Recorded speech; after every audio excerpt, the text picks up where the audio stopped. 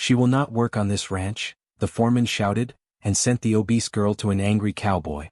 Now let's dive into this story of the foreman publicly humiliates Maura at the ranch hiring.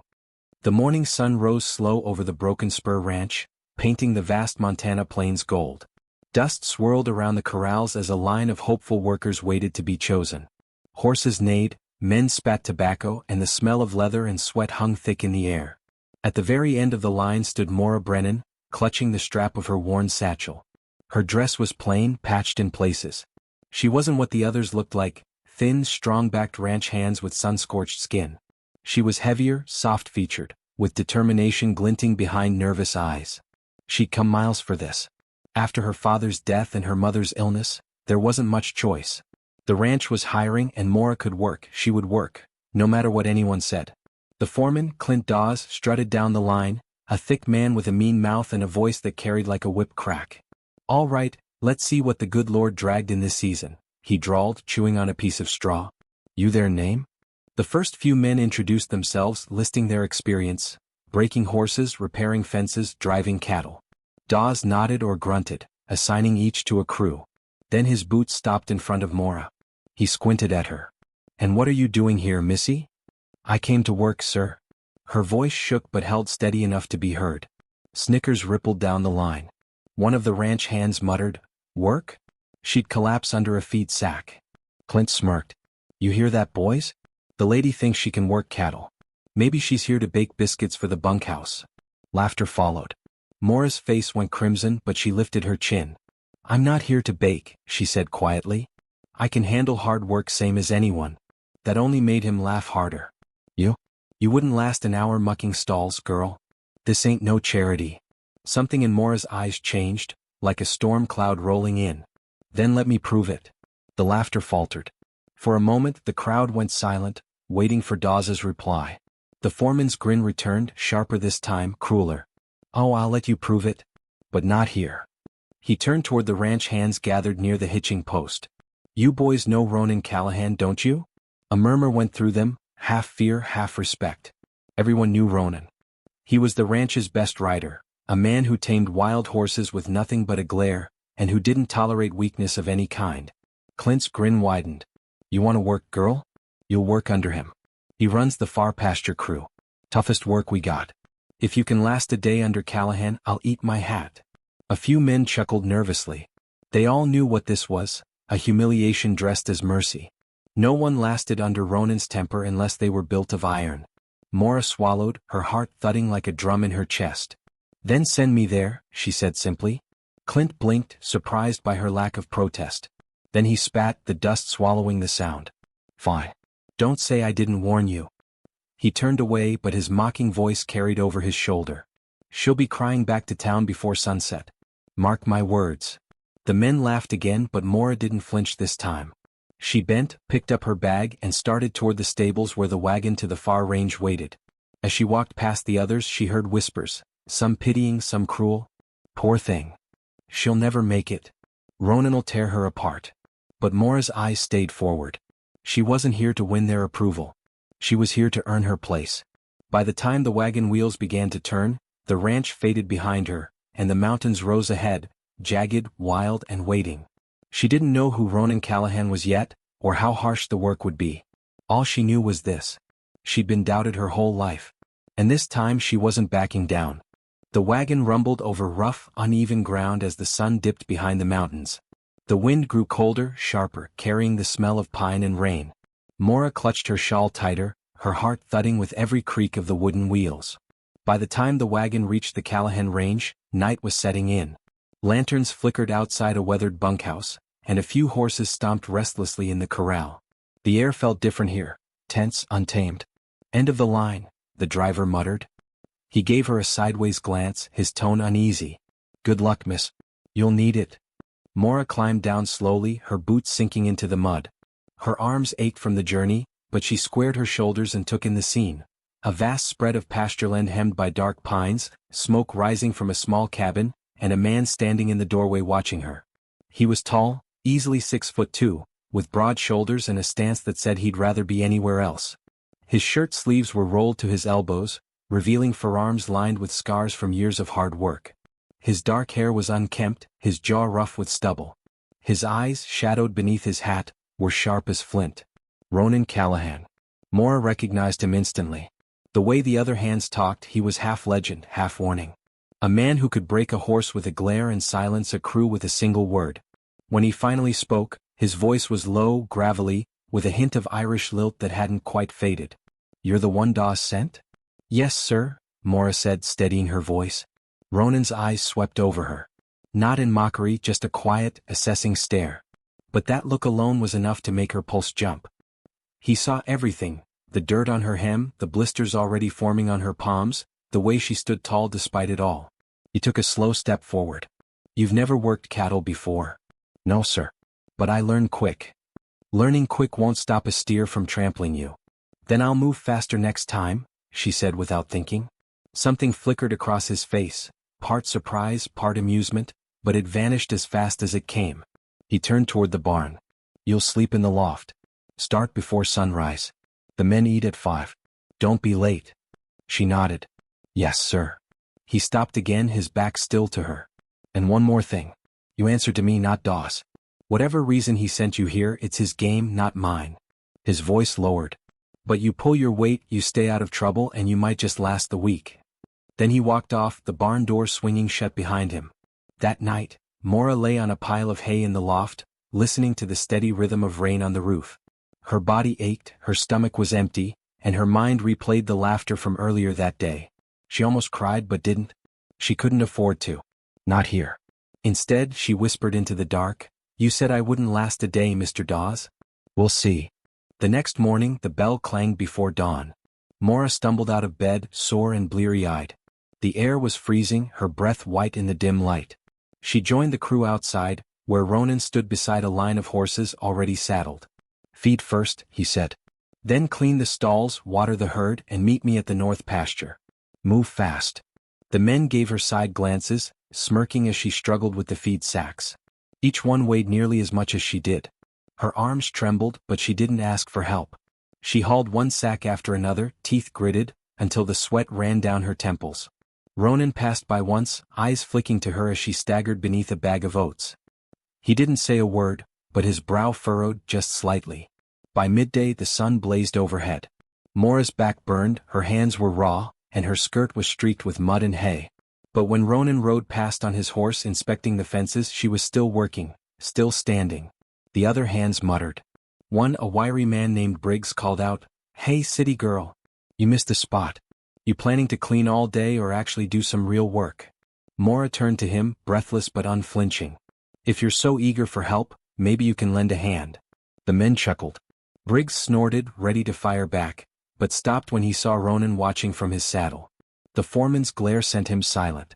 That night, after supper, Maura sat by the barn doorway, hands bandaged, watching the last streaks of sunlight fade behind the ridge. Ronan approached quietly, a mug of coffee in hand. He stopped beside her. "You didn't quit." Maura looked up, weary but proud. "Didn't plan to." He nodded slowly, his voice softer now. "Good. Most folks don't make it past the first sunrise out here." "I'm not most folks," she replied. Ronan studied her for a moment longer, then handed her the mug. "You'll need this tomorrow. We start before dawn." Maura smiled faintly as he walked away, the warmth of the tin cup spreading through her fingers. Somewhere deep inside, for the first time in years, she felt something stir, something that sounded like hope. The days bled into weeks on the Callahan Range, each one starting before dawn and ending long after sunset. The mountains were still capped with snow, and the mornings bit like teeth, but Maura didn't miss a single bell.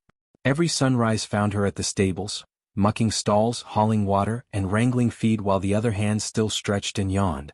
Her hands, once soft, had turned calloused. Her arms, though trembling each night, grew stronger. But the teasing hadn't stopped. At first, the men laughed when she tripped carrying buckets or when her skirt snagged on a fence. One morning, Briggs, the loudest of the lot, tied her saddle upside down just to see her fumble with it. When she finally realized what he'd done, Maura didn't cry or shout. She fixed it quietly, then climbed onto the horse and rode out without a word. Ronan saw the whole thing. He didn't say anything then, but when he rode back that evening, Briggs was mucking stalls for both their shifts. The lesson spread fast. Maura's endurance startled the crew. Every day she was where the work was hardest, hauling hay through the rain, chopping wood when the others complained, riding the fence line even when her thighs ached so badly she could barely stand. At first, Ronan kept his distance. He gave orders curtly and checked her work from afar. But as the days wore on, he started noticing things, little things that made him pause. When a colt spooked, Maura didn't scream or run. She stood her ground, talking to it softly until it calmed. When another hand split his boot on barbed wire, she tore part of her apron to wrap the wound. And when a cold wind rolled through the valley, she worked on without complaint, her face set with the quiet strength of someone who refused to be broken. One evening, as the sun bled across the sky, Ronan approached her in the corral. She was struggling to lift a feed sack, grunting with effort. Before she could drop it, he reached out and caught it with one arm. "Easy," he said quietly. "You'll hurt yourself." She stepped back, breathing hard. Better a sore back than an idle one. He gave her a long look, his usual hard eyes softening. "You ever rest?" "Not until I've earned it." Ronan almost smiled. "Almost. You're tougher than most men I've known, Maura Brennan." The way he said her name, steady, respectful, caught her off guard. For the first time she didn't feel like a joke. She felt seen. That night, the crew gathered in the bunkhouse, laughter echoing through the walls. The air was thick with tobacco smoke and the smell of stew. Briggs slammed a coin on the table. $2 says she quits by the week's end. Another man snorted. "Week? I'll give her 3 days. The Callahan Range eats folks alive." Ronan's chair scraped the floor as he stood. His voice came low, dangerous. "Anyone who bets against her can muck the pens for her next shift." The room went dead silent. Briggs swallowed hard. "You serious, boss?" Ronan's eyes flicked toward him. "Dead serious." Without another word, he walked out into the cold night. A few days later, a storm rolled in from the west, thick, gray, and angry. The crew scrambled to bring the horses in before the rain hit. Ronan barked orders as thunder cracked overhead. "Maura, take the yearlings to the south pen," he shouted. She nodded, leading the frightened animals through the wind. Her skirts clung to her legs, her boots sank into the mud, but she kept pushing. The horses panicked, rearing and pulling against the reins. When one broke loose, Maura chased it across the pasture, slipping, falling, then getting back up again. She caught the halter with both hands just as lightning split the sky. Ronan galloped through the rain, heart hammering, expecting to find her hurt or scared. Instead, he found her standing firm, mud-soaked, shivering but holding tight to the wild horse's lead. "You could have been killed," he shouted over the wind. She turned to him, breathless, her eyes blazing. "Then I'd die trying." For a moment, the storm was nothing compared to the silence that passed between them. Her defiance, her courage, it struck him harder than thunder ever could. Ronan reached down from his saddle, extended his hand and pulled her up. "Let's get these horses home," he said gruffly. But there was warmth in his tone now, something he hadn't let anyone hear in years. By the time the storm passed, the entire ranch knew what she'd done, how she'd saved the yearlings when half the men wouldn't risk it. The jeers stopped after that. No one called her names anymore. No one laughed when she passed. From that day forward, when Maura walked into the barn, the hands nodded in quiet respect. And when Ronan looked at her, it wasn't with suspicion or pity. It was with something far more dangerous and far more human. The ranch settled into its rhythm again after the storm, but something had shifted, something even the men couldn't ignore. Maura Brennan was no longer the butt of their jokes. She was one of them now, strong, steady, and unafraid of getting her hands dirty. The men still teased her, sure, but it was different. There was respect in their laughter now. And Ronan Callahan. Well, he wasn't fooling anyone. The way his gaze lingered when she rode past, the way his tone softened when he spoke her name, every cowboy on the Callahan Range could see it plain as daylight. But someone else saw it too. Foreman Clint Dawes. He'd been watching from the main ranch house, a sour taste in his mouth every time word came down that the fat girl was doing fine under Callahan's command. He'd sent her out there to fail, to prove a point.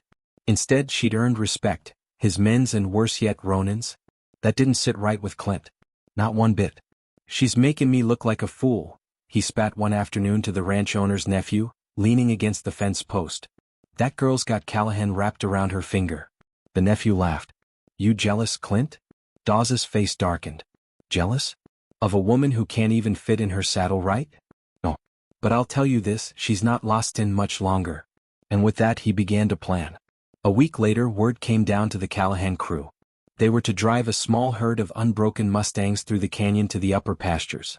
It was rough country, Narrow ridges, loose shale and unpredictable weather. It wasn't a job for beginners. When Ronan read the assignment, his jaw tightened. These orders came from Dawes? Yes, sir, Briggs replied, glancing at Maura, who was tightening her saddle straps. Said you were the only one mean enough to handle it. Ronan muttered under his breath. That snake's setting us up. Maura overheard but pretended not to. Her stomach knotted, yet her resolve held firm. I can do it, Ronan, she said quietly. I want to. He looked at her long and hard. You understand, those horses aren't like ranch stock. They're half wild. You lose your seat once, they won't stop to see if you're breathing. She met his eyes, her chin lifting just slightly. I won't lose my seat. Something in her tone made him hesitate. Then he nodded once. Fine. But you ride beside me. No heroics. They set out at dawn, a small crew of 5, their horses kicking up dust as the range opened before them. The sky was a clear, impossible blue. By mid-morning the air turned strange, dry, heavy and still. Ronan glanced toward the horizon and swore softly. A storm was forming in the distance, the kind that came fast and mean in these parts. Let's push them through quick, he ordered. We'll rest once we're across the ridge. Maura guided her horse along the flank of the herd, her heart pounding as the mustangs tossed their heads and snorted. The work was brutal, every muscle in her body strained to keep control. Then the wind came. Hard and sudden. The herd spooked, breaking into a run. Horses screamed and men shouted as they scattered through the canyon. Maura pulled back. Ronan yelled. But one young stallion bolted toward the edge of the ridge, wild-eyed, thrashing. Maura didn't think she moved. She spurred her horse forward, cutting the mustang off before it hit the drop. The ground gave way beneath her. She screamed as the world tilted, dirt and stone tumbling under her boots. For a heartbeat all she saw was sky. Then a strong arm caught her, Ronan's arm, hauling her back up just as her boot slipped over the edge. He pulled her close, breath ragged, eyes blazing. You could have been killed. Her hands shook but her voice didn't. Then I'd have died doing something that mattered. Ronan's grip loosened. He stared at her, thunder rumbling behind them. For a long moment he said nothing. Then softly he murmured, You already have. Her brow furrowed. What? Proved yourself. To me. To everyone. His jaw flexed. You don't have to keep fighting ghosts, Maura. But she just smiled faintly, eyes fierce beneath the rain. Maybe not. But it's the fight that keeps me standing. Ronan stared at her, this woman he'd once dismissed as too soft, too slow, too fragile. And for the first time he realized she wasn't any of those things. She was steel. They rode back through the downpour, soaked to the bone but alive. The herd was safe, and the crew rode in stunned silence, glancing at Maura like they were seeing her for the first time. By the time they returned to camp, word of what happened had spread. Maura had chased down a runaway stallion and nearly gone over the ridge saving it. The laughter that used to follow her name turned into quiet nods of admiration. But back at the main ranch, Clint Dawes slammed his fist into the table when he heard. She's making me a laughingstock, he growled. You hear me? I'll run her off this ranch if it's the last thing I do. He poured himself a whiskey, staring out the window into the rain. Next time, he muttered, she won't get so lucky. The storm passed, but the tension it left behind was heavier than the clouds that rolled away. Maura returned to the ranch sore, scraped and bone-tired. She'd barely slept since the incident in the canyon. Her hands were still raw from the rains, and her muscles ached so deep it hurt to breathe, but she didn't care. For the first time when she walked through the main yard, men nodded at her instead of laughing. Briggs even tipped his hat, muttering, Fine work out there, Maura. She smiled faintly. Thank you, Briggs. Never thought I'd say it, he added, scratching his chin, but you got grit. Callahan was right about you. Her heart skipped a beat at Ronan's name. That evening, the ranch quieted under a red sky. The air smelled of damp earth and smoke from the cookhouse. Maura stayed behind after supper, mending a broken bridle by the firelight when Ronan approached. He stood there a moment before speaking, his hands resting on his belt. You should have taken the day to rest. She didn't look up. And miss another chance for Dawes to call me lazy? He huffed, almost smiling. You care too much what he thinks. I care about what I prove, she said simply. To him. To myself. Ronan's voice softened. You've already proved it, Maura. More than any hand I've got. That made her pause. She looked up, meeting his eyes in the firelight. Then why doesn't he see it? Because men like Dawes don't want to. He doesn't understand strength that doesn't look like his. The silence between them was warm and heavy with something that neither dared name. Ronan cleared his throat. You've done good work here. The men respect you. He stopped himself. Words were never his gift. Instead, he reached out and handed her a pair of new gloves, soft leather, the kind that cost a week's pay. I noticed yours were torn, he said. She blinked, touched. You didn't have to. I wanted to. Their eyes met again, just for a moment, and the noise of the world seemed to fall away. But peace on the ranch never lasted long. The next morning, Clint Dawes rode out to the Callahan range with his usual swagger, dust rising behind his horse like smoke. Ronan was repairing a fence line when he saw him coming and muttered under his breath, "What's that devil want now?" Dawes dismounted, boots crunching on gravel. His smirk was already in place. "Morning, Callahan. Thought I'd come see how my favorite crew's doing." Ronan wiped the sweat from his brow. "We're fine. Don't recall you needing to ride all the way out here to check." "Oh, I do," Dawes said, glancing past him toward Maura, who was hauling feed nearby. "Seems your helper there's been stirring up quite a bit of talk." Ronan's voice hardened. "If you've got something to say it plain." Dawes stepped closer, lowering his voice. "You're getting soft, Callahan. The men talk. They say you let her slide on work. That you spend too much time defending her." Ronan's jaw clenched. "The men say what you tell them to say." Dawes chuckled, a deep, oily sound. "Doesn't matter what's true. The ranch owner's hearing it too. And between you and me, he's wondering if you're worth the trouble anymore." Ronan's eyes narrowed. "You trying to run me off, Clint?" Dawes shrugged. "Not you. Her." Then, loud enough for Maura to hear, he barked, "Pack your things, Brennan. You're done here." The ranch yard went dead silent. Maura froze, her fingers still gripping the feed rope. "Sir?" she asked softly, her voice breaking. "You heard me," Dawes sneered. "You're a distraction, not a hand. You've had your fun.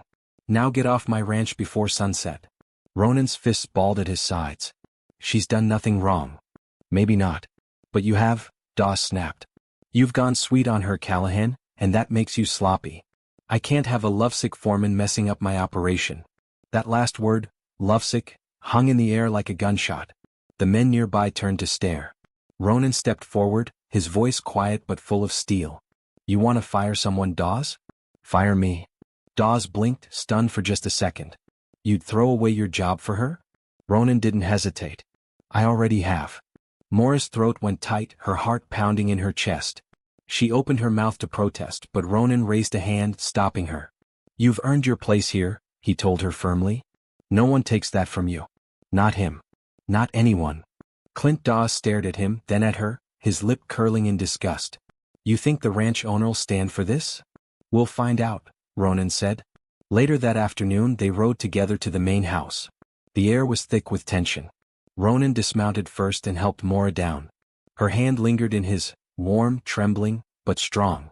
Inside, the ranch owner, Mr. Briggs Sr., listened in silence as Ronan explained everything. When he finished, the old man leaned back, folding his hands. "I've heard stories, Callahan," he said finally. "Stories of a woman who's been doing the work of 3 men. Stories of a crew that runs smoother because she's part of it." His eyes flicked to Dawes, standing in the doorway, red-faced and fuming.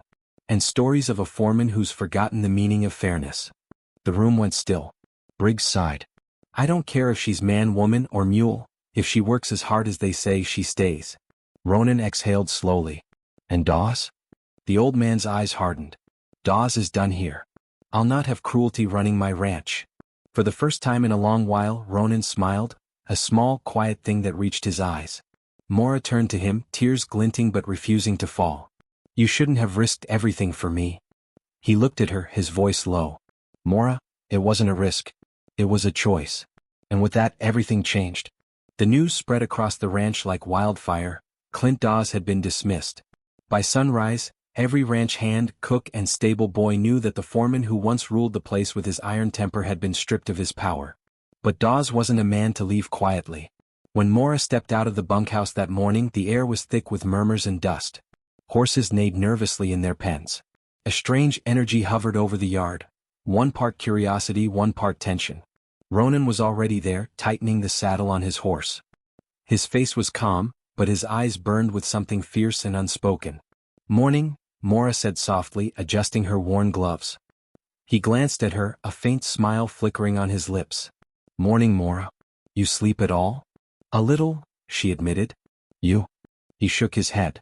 Don't think I will till this is done. Before she could ask what he meant, Clint Dawes rode in from the north gate, dust swirling behind his black horse like a storm cloud. He wasn't in uniform, just a dirty shirt, a revolver on his hip, and a face twisted in rage. The ranch hands stopped what they were doing. Silence fell, thick and sharp. Dawes dismounted hard and stalked toward them. You think you can throw me off my own land? He shouted, his voice booming across the yard. Ronan straightened. It's not your land, Dawes. You worked for Briggs same as the rest of us. Worked? Dawes spat. You think you can take my job, my ranch, and hand it over to that fat girl who can barely lift a hay bale? The words hit like a slap.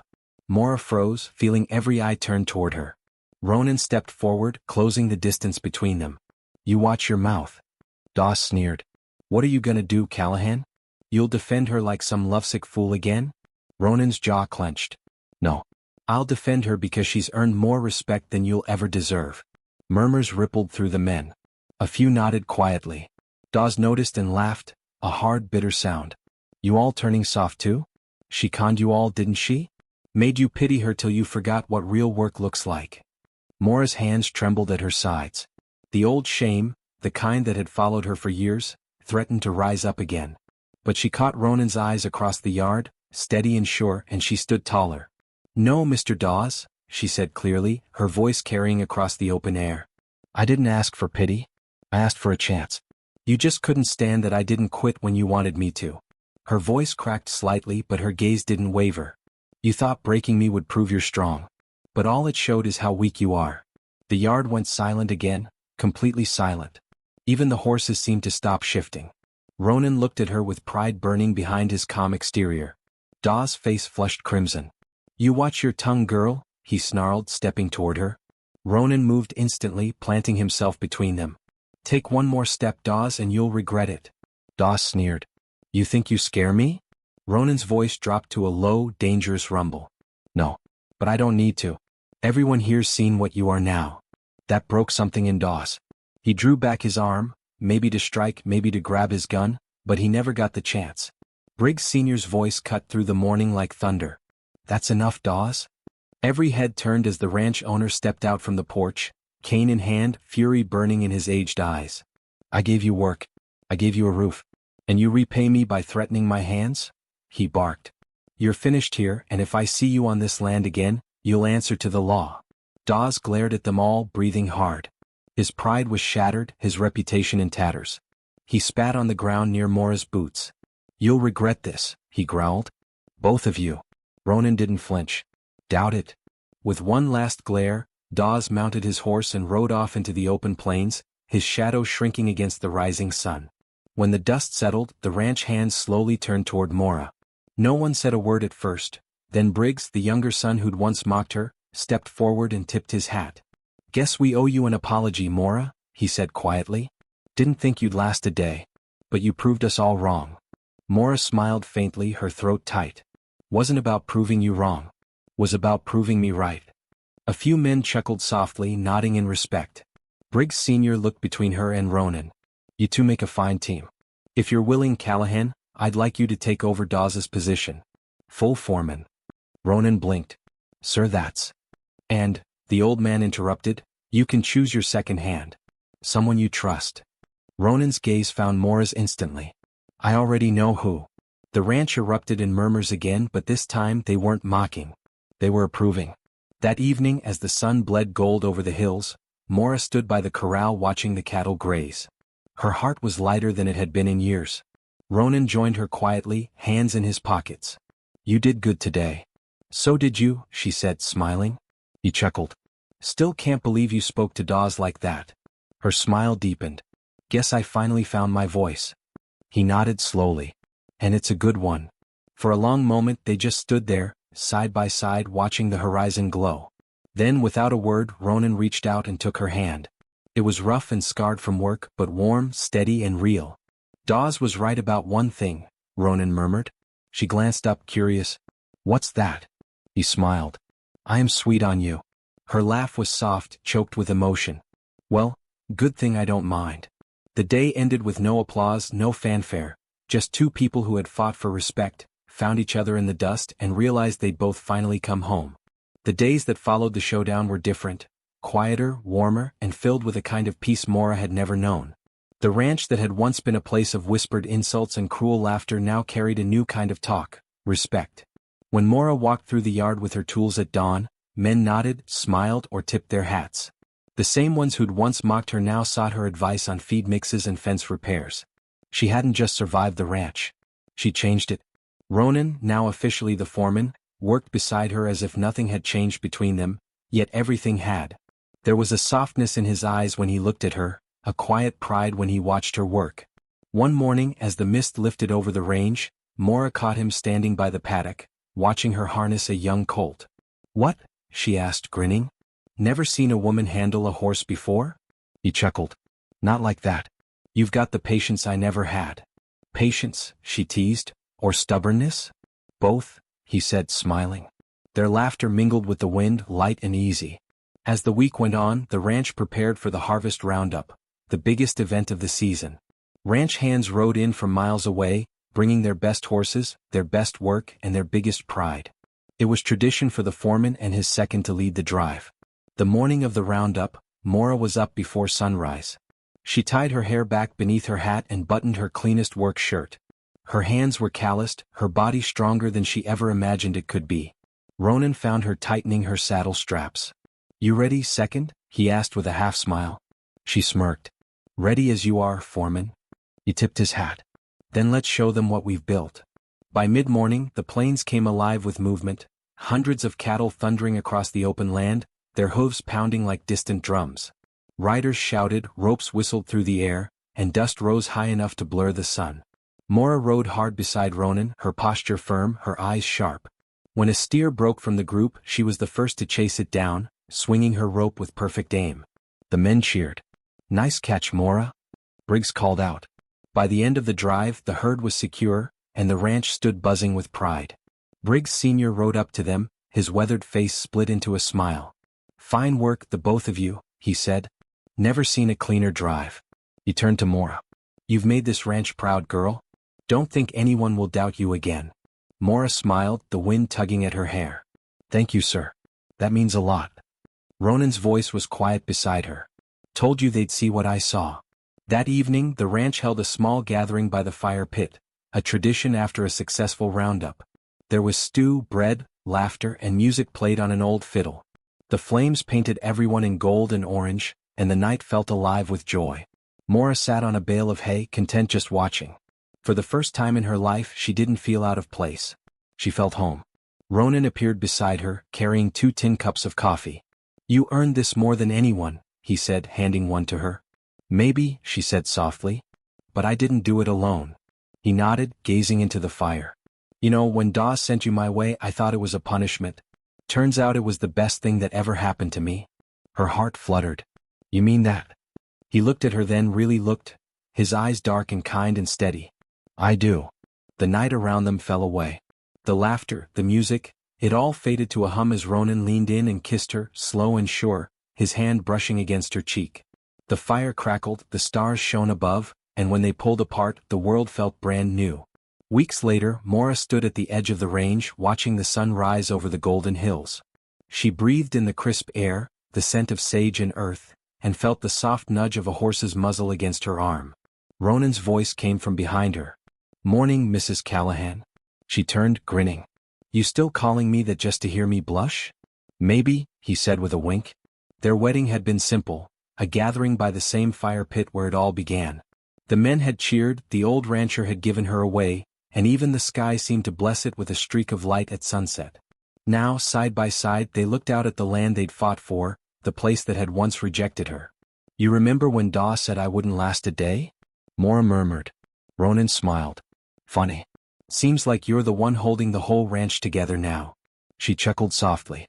"Guess sometimes the world just needs a little reminding." He slipped his arm around her shoulders. "And sometimes the world needs someone brave enough to remind it." Together they stood in the first light of morning, no longer outcasts, no longer proving anything. Just two souls who'd found strength in each other, and built a life where they truly belonged.